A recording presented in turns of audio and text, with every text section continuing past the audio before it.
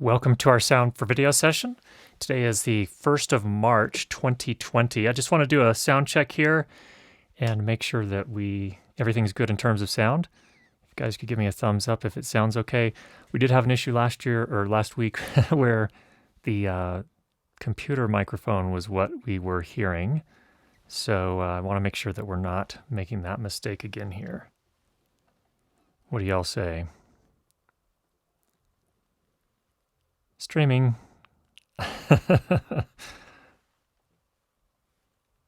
Okay, unless someone tells me otherwise, I'm gonna assume things are sounding okay, that it sounds like this microphone right here is picking up my voice and being streamed here. Yep, sounds good to me, says Daniel James. All right, and Todd Worley gives me the thumbs up. All right, thanks everybody. Welcome to our sound for video session on a very snowy evening here in the Rocky Mountains. We're just outside of Park City, Utah. Got about 4 or 5 inches of snow today, but it is March 1st, and I'm looking forward to spring here in the next 3 weeks or so. So that'll be a good thing for everybody, hopefully, as well. All right, tonight we're going to do a few things. First of all, we have a new microphone here, and this is the Tech Zone Media, which is a horrible name for a microphone company, by the way. This is the Tech Zone Media Stellar X2. It is a condenser microphone, large diaphragm condenser microphone. And I just wanted to give you some samples here. I bought this for a very specific reason. Actually, I have a couple of mics, or 3 mics to show tonight, or to sample tonight. This one I bought because I want somebody here, in fact, Rob, who is here, was here just a moment ago, had suggested a really interesting idea. And that was, this microphone had been reviewed by a couple of other folks on YouTube, namely Mike Delgadio, who runs the Booth Junkies channel, and also Bandrew, who runs the Podcastage channel. They both reviewed this.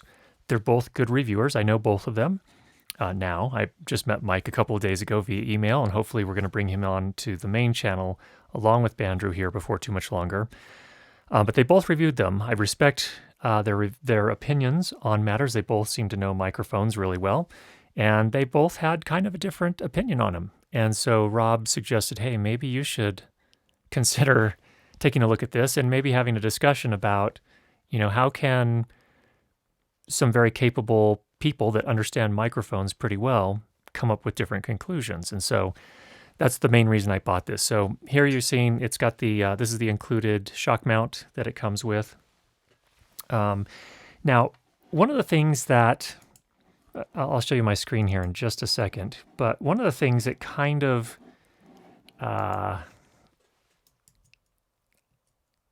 funny to me, at least, is that sometimes these companies making budget-style microphones like this is a $200 US microphone. They will say things like, this competes with the U87 and the Neumann U87, and maybe it does, maybe it doesn't. But for $200 versus a $3,600 microphone, I don't know, maybe not. But anyway, this is what this is a close up here if you wanted to see what it looks like. But I think it sounds pretty good. I don't know if it's a U87 or not. I don't have a U87 to compare it to. But in any case, that's the one you're hearing right now. We also have this one, which is a Stellar X2, and we'll put that one online here in just a few minutes. The Stellar X2 Vintage, which is voiced a little bit different. You'll notice here, this one evidently has a U47 style capsule, whereas the one you're hearing right now has a K67 style capsule. So a little bit different. Some of the specs are a little different too. They're both, I think, minus 31 dB in terms of sensitivity. The output impedance is 120 on the vintage version, but it's 140. Both in, I think, a very usable range with most preamplifiers. So not any concern there. The Stellar X2 has a self noise of 13 dBA weighted. And the Vintage has self noise of 10 dB A weighted. So, in any case, you'll get a chance to hear both of those. But just curious to put them to use here and to have that discussion hopefully with Mike and Bandru. They both agreed to it. We just need to find a time now. And I wanted to get a little bit more time kind of using the microphone and becoming familiar with it so I could speak intelligently from experience about them as well. Let me just show you. Nope, that's the wrong thing to show you. Here they are. Okay, so here is the X2's frequency response chart, which is kind of interesting. You can see here that it comes up just a little bit, maybe about a decibel, somewhere around 4K, 4 kilohertz. It dips in the sibilance range, which is interesting because it sounds very bright to my ears. I don't know if you guys are picking up on that, but I actually, watch this. So let me switch back to the screen so you can see. There we go. Okay, so here I have it just a little bit above my mouth. If I bring this down, she sells seashells by the seashore. She sells seashells by the seashore. I don't know if that's better or not. It feels like I'm hearing less of the sibilance when I put it up, and it's more at the kind of this area of my mouth or of my face instead of this area. But in any case, let's switch back here to, that's a different one. We'll come back to that one, but if we come over here, okay. So it's not dipping a whole lot. It's just a -1 dB or so. It bumps back up at 10 kilohertz. That may be what we're hearing here, the kind of the emphasis on those high frequencies, and then it dips off after that. So it's supposed to be voiced very much like the original U87. So that's the Stellar X2. Then the Stellar X2 Vintage has actually a fairly different polar pattern, which is interesting. We'll hear this in just a minute. But you can see it starts to boost once you get past 1K, kind of peaks somewhere around 4K, and then starts to fall off. So once you hit 5K, where you're starting to get into the sibilance range, it's on a steady decline. And when you get to 10K, it falls off pretty quickly after that. So kind of an interesting design.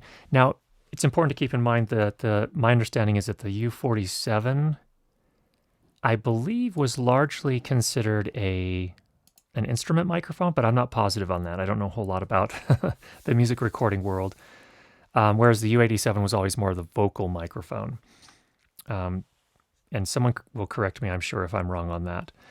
But in any case, there are some thoughts on those. So here you're hearing the Stellar X2. Let's switch over now to the X2 Vintage. Let me bring that in. I'm going to just go ahead and mute here for just a minute while I get set up so that I don't damage anybody's ears. I'll be right back.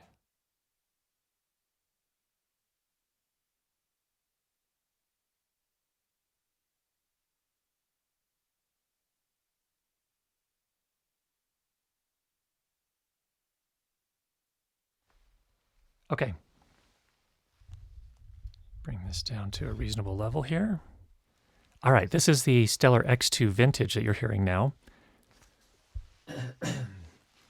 And this is the one, again, that has the kind of different voicing where it starts to peak up once you get past 1 kilohertz, kind of peaks at 4 kilohertz, and then starts to drop off after that. So kind of an interesting sound. So I'm curious, let's do a little poll here. Of these two microphones, which do you think suits my voice better?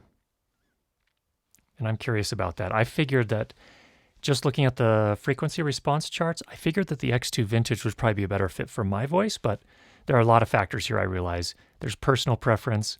We're doing a live stream here. I don't know how great the audio is on a live stream, but we're coming through, just so you understand the signal chain here, we have the microphone, again, condenser microphone, large diaphragm, going into the Mix Pre 2 series. That is then being fed out into my camera, which is in this case a Canon C200. That's going via HDMI to the Blackmagic A10 Mini, and then that's going to the computer and streaming out to YouTube. So this is the Stellar X2 Vintage, and let's go ahead and switch back. Let me go ahead and get this one ready. I'm going to try not to do a lot of moving here. Go ahead and mute this one. All right, we're now back on the Stellar X2, and it does sound definitely brighter to me. Curious what your thoughts are. Get back over here. All right, we got a vote here for the X2 Vintage. Someone asked the question, where are these made? These are actually, I believe they're designed at least in Southern California, in Torrance, which I believe is the Los Angeles area, near where I grew up. I do remember driving through Torrance many times. I don't know if they're actually manufactured there. I believe they do some of it there at least, but I imagine that some of the parts are actually manufactured in various places. I know the Mylar that they're importing is from Japan. I think there's some parts, some of the electronic parts are from Germany.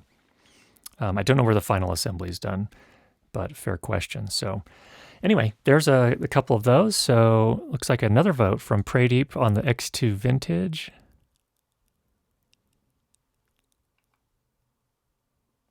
Let's see here.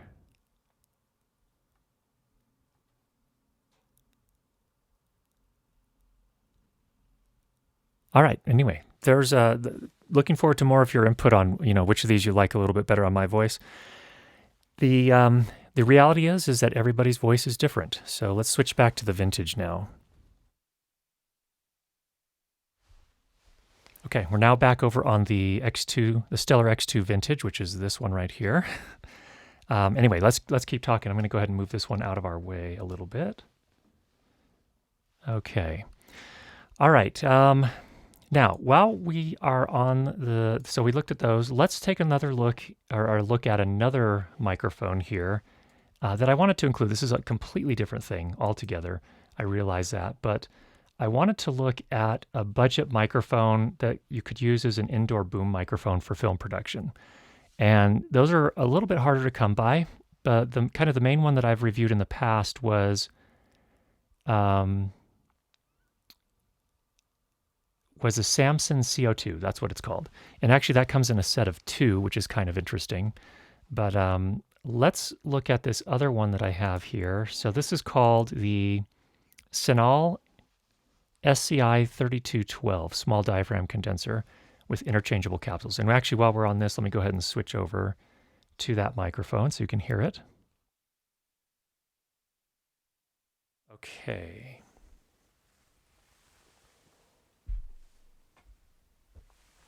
We are now switched over to the Senal, and let's see how we got decent levels.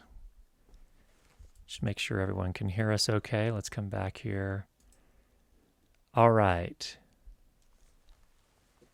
All right, we got it just before we move on. So this is the Senal right here. You can just see it barely out of frame here. A couple of things that are interesting about it. So it comes with 3 different capsules. What I have on right now is the hypercardioid capsule. I'm working in pretty close to it here, probably 6 inches. Let me just show you the, I'm going to try to do this without making a lot of noise. One thing I do need to test is the handling noise.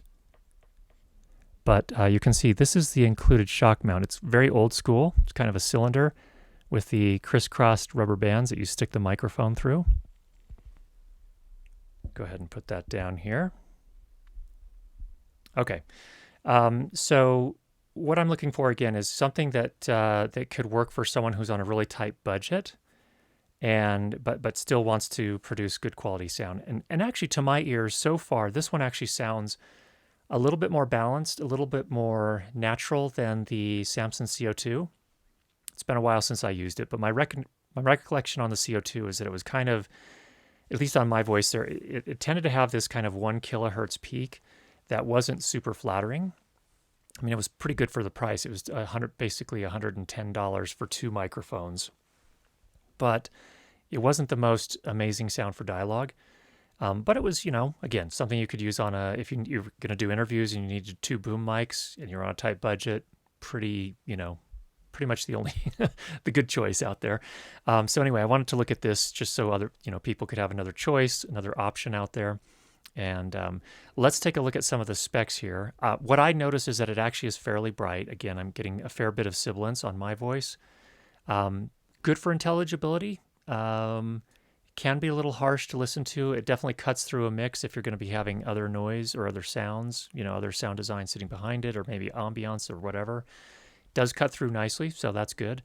But let's take a look at some of the other features here. So that's a nice thing. Again, it comes with an omnidirectional, a cardioid, and a supercardioid capsule, so you have a little bit of flexibility there to use it for a variety of situations. Omni, I think, is going to be a little bit better if you're recording ambiances, perhaps if you're going to recording music. An Omni can be really nice. Cardioid is not as directional, typically has a different sound to it. Again, I need to test that, but right now we're using the supercardioid, which is a little bit of a tighter polar pattern. And let's just show you some things here that's kind of interesting about it. With the different polar patterns, the frequency response is a little different. You can see there's this so we're on the supercardioid mic here. There's this peak here. It's probably about 5 dB in the 7 kilohertz range. So right smack in the sibilance range, we're getting a good boost on the sibilance there.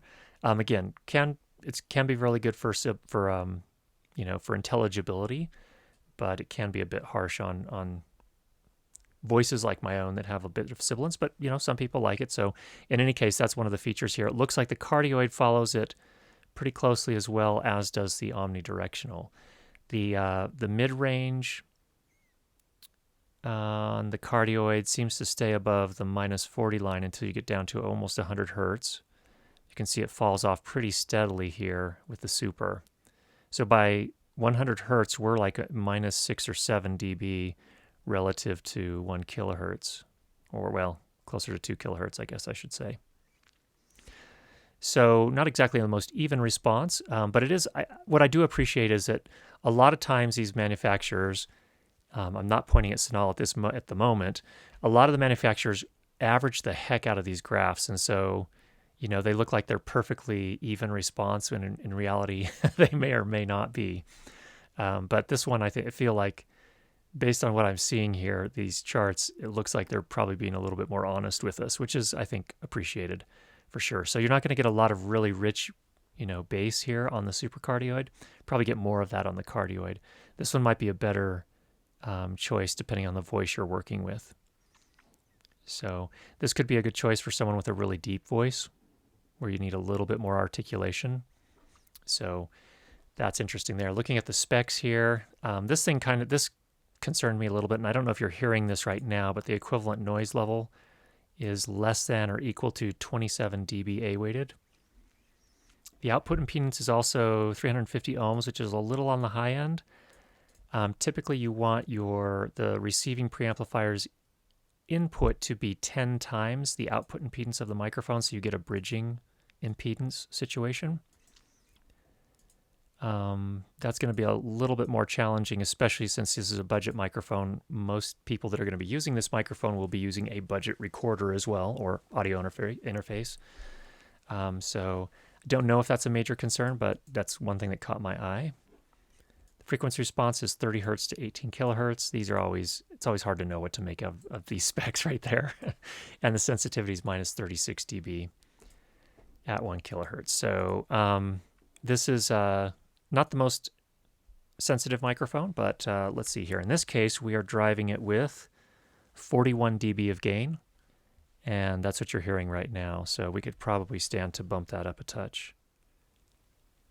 Here we are at 44 dB of gain, and at the distance we're working, that's probably good there. So, all right, let me come back over here. Get me back on camera. All right.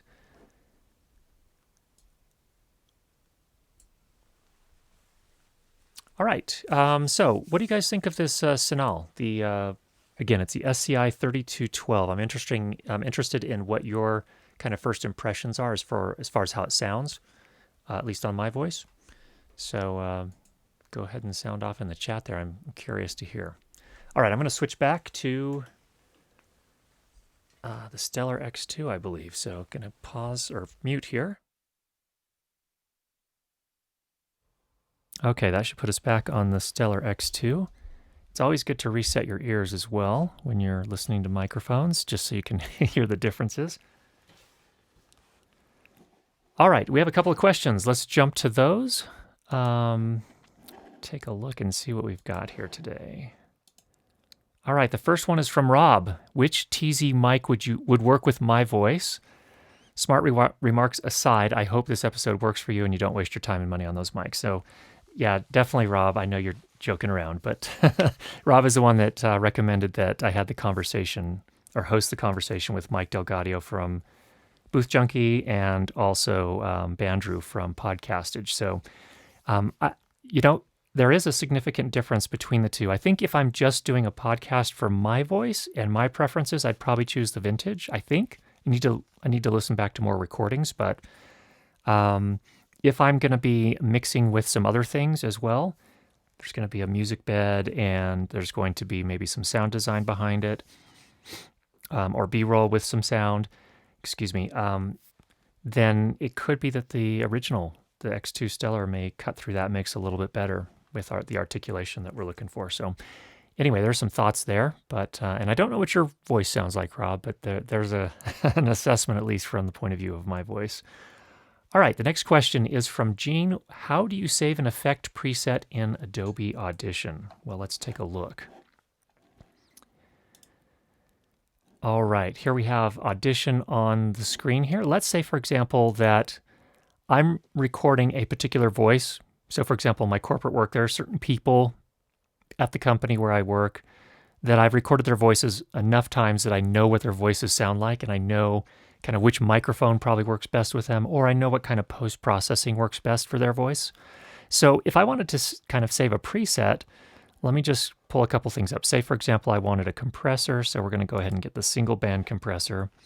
Let's say I wanted to, I'm probably going to have to change the threshold every time, but the ratio, generally I want 3:1. Attack is 0, 100 for the release, and no output gain. So let's just say, I'm not going to dive into each setting, but just to show you how to create a preset, I just click on this button right here, which says, when I hover over it, save settings as a preset, and then give it a name. So we're going to call this Gene's compressor. All right, so now that's there. And in fact, when I close out of that, if I ever come back to that again, we will just double check, but it looks like Gene's compressor is an option. So that's saved. So that's great news. Now let's also say that I typically wanted to also have an EQ on Gene's voice. So we're going to come down here to our parametric equalizer. And let's say, actually, I've set this one up for this very purpose. I want a high-pass filter to kind of roll off that rumble. The HVAC system in the office kind of gets a little out of hand at times, or we're definitely picking it up in our microphone. I know that, for example, this executive's voice that I work with at 1,000 hertz, there's this kind of harshness in his voice. So I'll go ahead and cut that by, in this case, 3.4 decibels. And then I like to put a little bit of air on it. So once we get up to a little over 12,000 hertz, we're going to kind of boost it a little bit to kind of give that crisp edge to it. Kind of a darker voice for this particular guy. So what I can do here is we can save this as Gene's EQ. And now that's saved as a preset. Now, what's interesting is I can also, if I know I'm going to use this time after time, and I'm going to be recording Gene time after time, I can come over here into my effects rack. If you don't see that, you can come up to Window and choose Effects Rack, and that'll show up over here. What I can do is pull those two presets in that I just created. So first of all, I'll go get my single band compressor with Gene's preset. Cool. And the second slot here, I'll go get Gene's EQ, which is going to be down here. It's the parametric equalizer. And you can see we have it set to Gene's EQ. If it's not set to that, just go ahead and set it to that, and you're good to go. So what's cool is I can also save this effects rack with those two custom effects in it. So I can go ahead and save this and call this Gene's VO processing. Now, if I want that, I can do that. So I'm going to go ahead and let's quit that. We're not going to save anything. Let's just double check that it's still there when I get back in. Opening up Audition again. Yeah, that's fine. Okay, let's open up some audio just so we have something to work with. Let's go get our preset. Here's our Gene's voiceover processing, and there they are. I can open those and see. Oh, I will have to go ahead, it looks like I will have to set these here, so set that to Gene's compressor, just quickly come into those. And then from there, we're good to go. Now, what you're typically going to need to do is with a compressor, now, you can't always use the same settings. You may have to come in here and tweak, especially the threshold, possibly the ratio. But for most dialogue, for example, I will use a very fast attack, as fast as I can, and then usually a release is also fairly fast, about 10 milliseconds. So wouldn't have to necessarily change that, but I may, again, depending on the room that we recorded in, we may have to change this a little bit, but it's a good head start. Get you started there, and you can just click apply from there, and you're good to go. So hopefully, Gene, that answers your question. And I think that's all of those questions, the pre-submitted questions that we had for tonight. So let's switch back over here. And let's go to the chat. I'm going to start here at the top and see what we've got here. All right, first we have a thank you from Charles. Thanks for the part 1 on podcasting and streaming mics. You betcha. And Charles, you're going to have to keep me honest when we get to voiceover. I've done a little bit of voiceover, but not a ton. And I definitely have I have a workflow that I think is working pretty well for me. But I am not a full-time voiceover artist, so looking forward to doing that, and looking forward to the feedback we get on that as well. Bangs Naughty Bits says peep. All right. And we have streaming. Okay, then everyone was saying, okay, every sound is good. Alejandro, thanks for joining us. It has been a while. It's good to see you around again. All right, Lawn Justice, what are your thoughts on microdot for lav mics? I use microdot. In fact, it makes things a lot easier. It is, however, the connection can be a little bit bulky. Let me go grab something so I can show you. Try not to tip anything over here.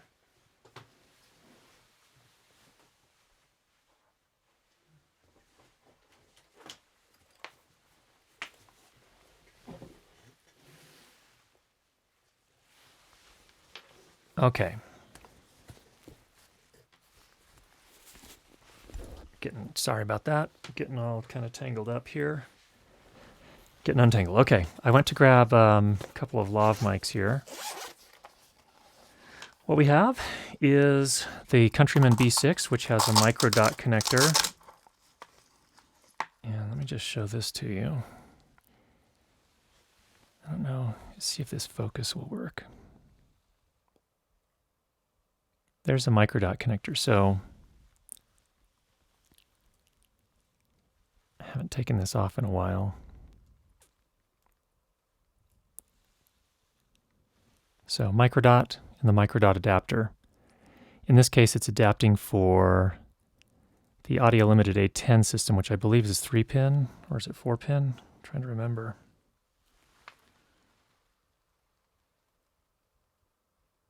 I think it's 3-pin. In any case, so the good thing about it is that if I use a different wireless system, if I have to rent some additional kit, so maybe some electrosonics that use the new 5-pin, I can just get the adapter now. The adapters are not cheap, to be fair. We're talking about easily approaching $100 for some of those adapters, but the nice thing is I don't have to send the mic in to have it re-terminated if I am going to be renting a different kit, or maybe wholesale switching out to a different kit. So that's the one on the Countryman B6. Let me just show you. Here it is on the DPA 4160. So same thing, pretty big. So that's the downside. It's a little on the larger side, but I haven't ever had that really be an issue for me. Guess if you're kind of hiding in a tight spot on a actor, could be a little bit of a problem, but overall, it's worked really well for me. And I think part of it, it's not just the connector. I believe in some cases there's some electronics in there as well. Not 100% sure on that, but depending on the system that you're adapting for, it can do that. So I think it's a great system. I'm pretty happy with it. All right. Todd, I don't think you've reviewed the Deity WLAV Pro yet. Looking forward to that one day. Me too. Andrew from Deity told me that they got their first handmade adapter, microdot adapter, so that I could use it with my A10 system. But I haven't seen it yet, and I don't know if they ran into some problems or they've been busy. I'm not sure. Anyway, it sounds like they're working on it. But yeah, it's we will definitely be doing that. I promise you that. All right. Yes, a lot of the DPA mics, the Countryman mics, a lot of the pro level lav mics now you can get with microdot. In fact, I think even the Rode lavalier comes in a microdot. So anyway, that's pretty cool. Feel like it's a great buy because you can use it on any wireless system, but what's the cons? The con, I think, is mainly cost, the price, but I think in the long run it still may be maybe less expensive than having to re-terminate the microphone if you need to end up doing that. And also it's a little bit bulky, a little bit on the large side. So those are kind of the downsides from my point of view. Vita Jose says, I like it a lot for the reason of versatility. Downsides are the price of each connector and that they can be kind of fragile, unreliable. Okay, good. I haven't had any reliability issues with them, thankfully, yet. But good to know that that's potentially a risk there as well. So thanks for the input there. And this is where Sean was asking, TZ looks like it's a Southern California company. Yes, they're based in Torrance, California. Are the mics made in China or the USA? Well, on their website, they do mention that they don't, well, I don't know. Maybe they are clear about where they manufacture them. Let's just say, go to the About Us page. Let me pull this up so you guys can see it here. Cam Live, switch over to here. Okay. Here at TZ Audio Products, we understand what makes a microphone sound amazing. Let's see. We individually source each of the electrical components, which are made specifically for audio applications. All the resistors have a tolerance of 1% or higher. Our capsules are manufactured with highly accurate CNC machines that use diamond-tipped drill bits to precisely drill all holes with no variation. Furthermore, each capsule electrode is meticulously inspected to ensure a tolerance of 2 microns in flatness. Our capsules use 3-micron thick mylar, which makes our capsules more sensitive than traditional design. All this attention and detail making our microphones also carries over to our quality control. By using custom designed tools, we can test all microphone capsules and circuits with high efficiency. Frequency sweeps are conducted on each microphone to make sure each microphone produces the sound it is intended to. We have created we got a phone call. But I think my wife will probably get that. We have created a highly efficient and careful way of producing microphones, making us able to provide customers with an incredible sounding microphone at a small fraction of the price of other manufacturers.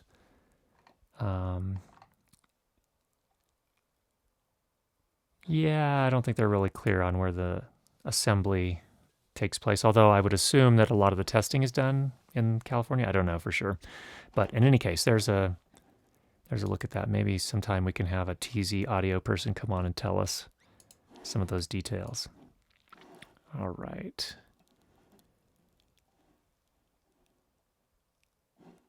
Okay, looks like when I asked for a vote on the different microphones, Rob is saying X2 Vintage is probably better on my voice. Kurt, on the other hand, says the first one, the X2, sounds warmer.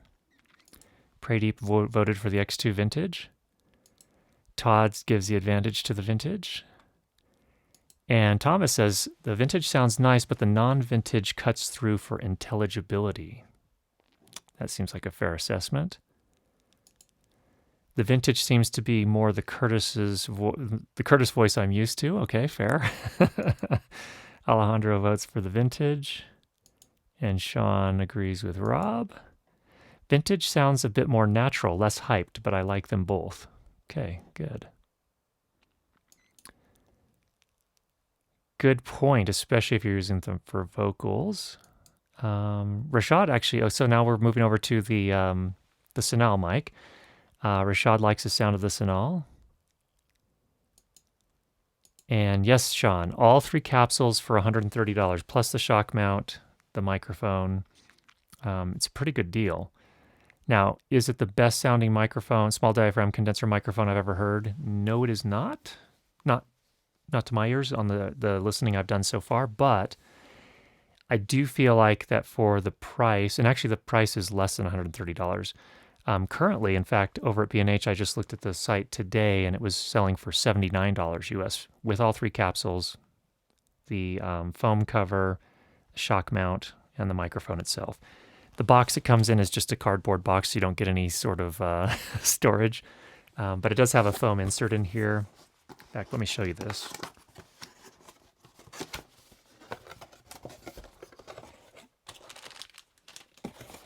So just a foam insert, and here are the other two capsules. Let's see, this is the Omni here, and then this is the cardioid. So we'll probably do a review on this and get into a little bit more detail and have a listen to each of the different capsules there.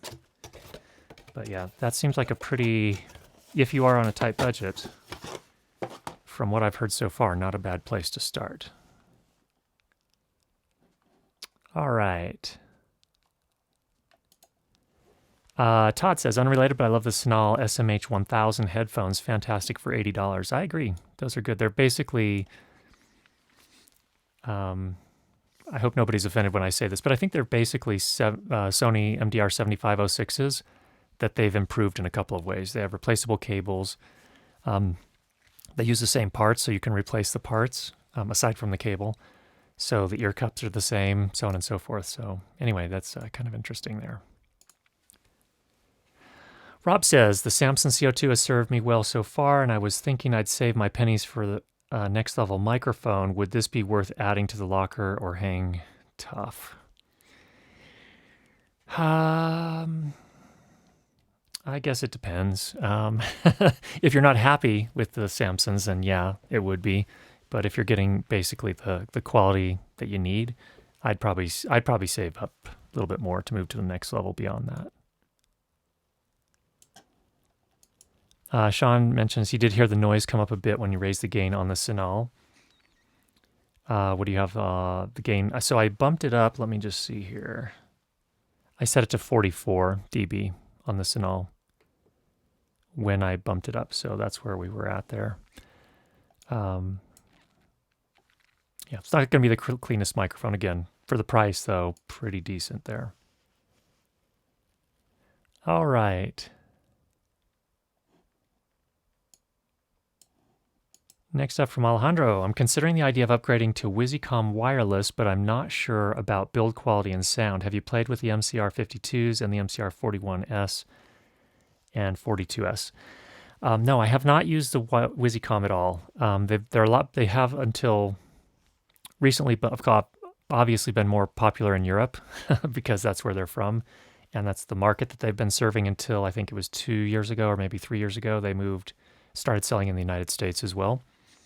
So I have not encountered them. I haven't used them yet, and I'm not sure about build quality and sound quality. I mean, I imagine that the sound quality is pretty good. They're definitely pro-level wireless, but haven't had any firsthand experience with that. And Gene says, thanks for that. Helped a lot. You bet. Happy, efficient editing and mixing. Thanks for asking the question. All right. Peter, I enjoyed your dynamic mic video. I noticed the RE20 had quite a lot of plosives. Have you ever added a foam cover for it? Yes, I have. In fact, I apologize. I was a little bit inconsistent in that video. Some of the microphones I did use, on the SM7B, I used a foam cover, and I don't think I did on the other mics. Yeah, when I use the foam cover on the RE20, I don't get as many plosives. So that was, initially I didn't buy the foam cover. I added that probably a year or two after I got the microphone. And it definitely made a difference, helped quite a bit. So, yeah. Good ear there, Peter. Good job. All right, Grant, slightly off topic here, but have you experienced any excessive noise floor when recording scratch audio out of the line out on the Zoom F6? I will confess, Grant, that I have not used the F6 to feed audio to anything else enough to really notice. But let's see what else you have to say here. When I use the line out from the F6, level output set to minus 25 dB into my Sony a6400, level input set to 1, the lowest setting before it mutes, I get levels into the camera at around minus 6 to minus 3 dB. And which is close enough to 0 dB for a good signal, but there is excessive noise hiss.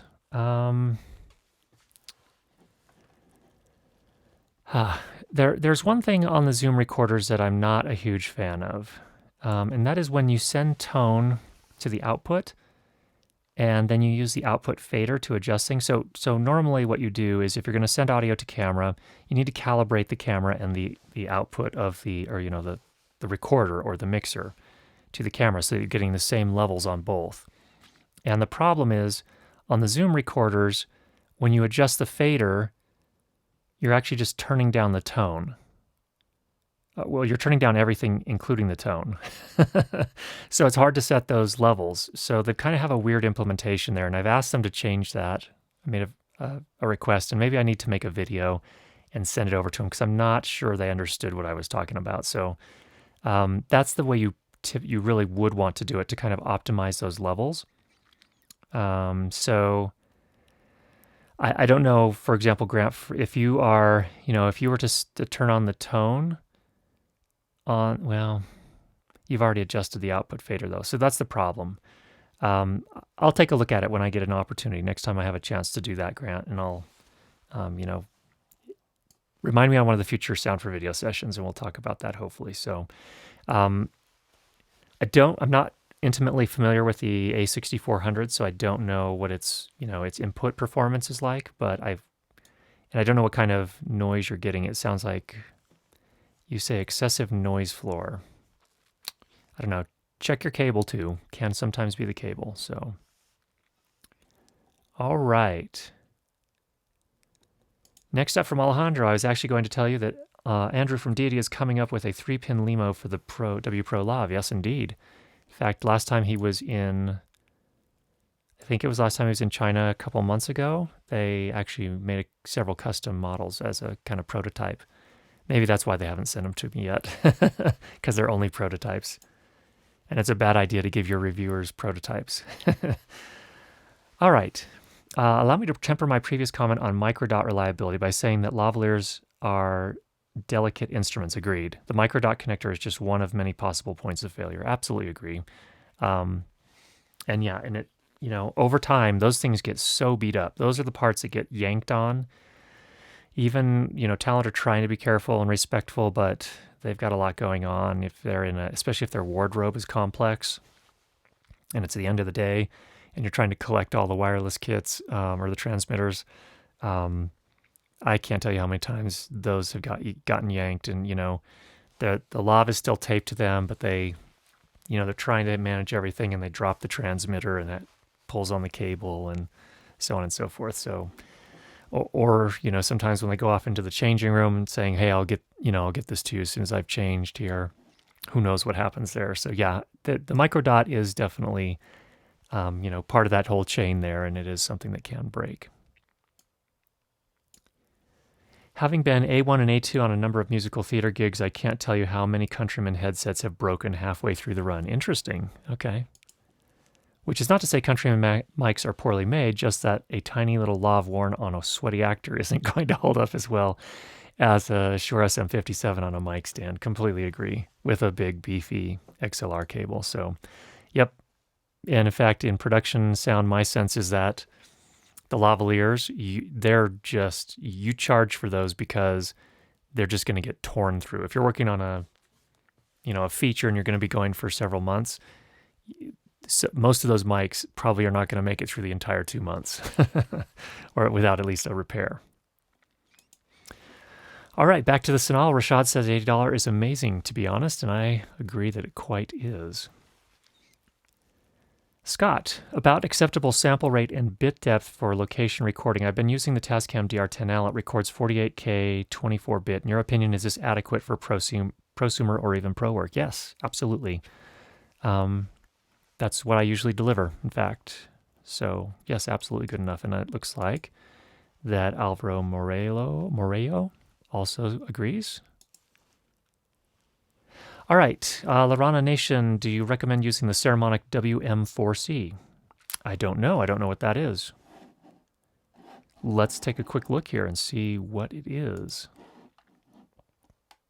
Or maybe you could just give us a quick description. WM4C. Oh, it's a VHF wireless microphone. Probably not. I don't know. I haven't used it, so I shouldn't say that. VHF systems typically, from what I've seen and heard, don't hold up very well. But I don't know. Never used that one, so I couldn't say for sure. Alvaro, I mix films and DVDs at 48 kilohertz, 24-bit. Agreed. Definitely agreed. That makes sense, and that's definitely good enough for professional work. Off topic, but the MixPre 3 and 32-bit saved my butt. Long story short, I set the gain wrong, had to use one mic planted on a podium with more than one speaker, and I was camera operating. Yes, that is the beauty of the MixPre Series 2. So it's really nice to have that feature. And I couldn't be... I think it was a great direction, definitely, for the MixPre. That's what we're using here tonight, in fact. But tonight, since we're feeding it to camera, we are not really using the 32-bit capability, just the 24. Well, we're just feeding the output actually to the camera, so not really putting any of that to use here tonight. All right. I think we're probably going to wrap it up for tonight. I appreciate everyone coming by. Thanks for the questions that were submitted and kind of the input and questions here in the chat as well. Get out there and make some great sound, and we will talk to you soon. Take care, everybody.